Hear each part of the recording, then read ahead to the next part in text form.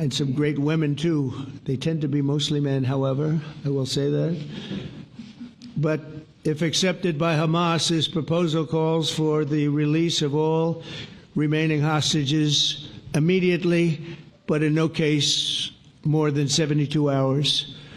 So the hostages are coming back, and I hate even saying this from the standpoint, doesn't sound right, but it is so important to the parents. The bodies of the young men, I believe in almost all cases, the young men are coming back immediately.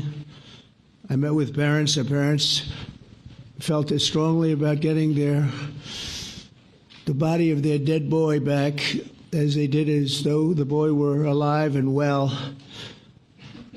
It's so important to them. And it means the immediate end to the war itself, not just Gaza. It's the war itself. Under the plan, Arab and Muslim countries have committed, and in writing in many cases, but I actually would take their word for it. The people I mentioned, I'd take their word for it, to demilitarize Gaza, and that's quickly. Decommission the military capabilities of Hamas and all other terror organizations. Do that immediately. And we're relying on the countries that I named and others to deal with Hamas. And I'm hearing that Hamas wants to get this done too, and that's a good thing. And destroy all terror infrastructure, including the tunnels, weapons of production facilities. They have a lot of production facilities that we're destroying. They'll also help train local police forces in the areas that we're discussing right now, in particular in and around Gaza, working with the new transitional authority in Gaza. All parties will agree on a timeline for Israeli forces to withdraw in phases. They'll be withdrawing in phases.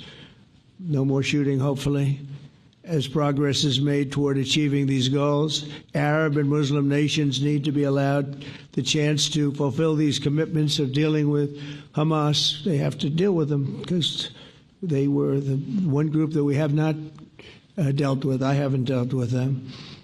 But the Arab countries are going to, and Muslim countries are going to be dealing with Hamas, and I believe they've already been there. I think they probably have an understanding, and they haven't maybe mentioned that, but I would imagine they do. Otherwise, they wouldn't have gone as far as they've gone.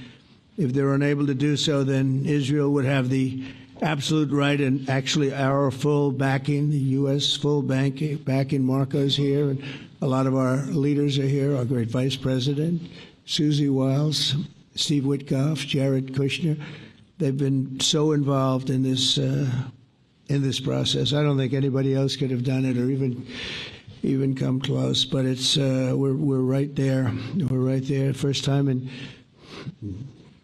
thousands of years, I think you can probably say, if you really look into it, if you study back, if you're a scholar, you would say thousands of years. Israel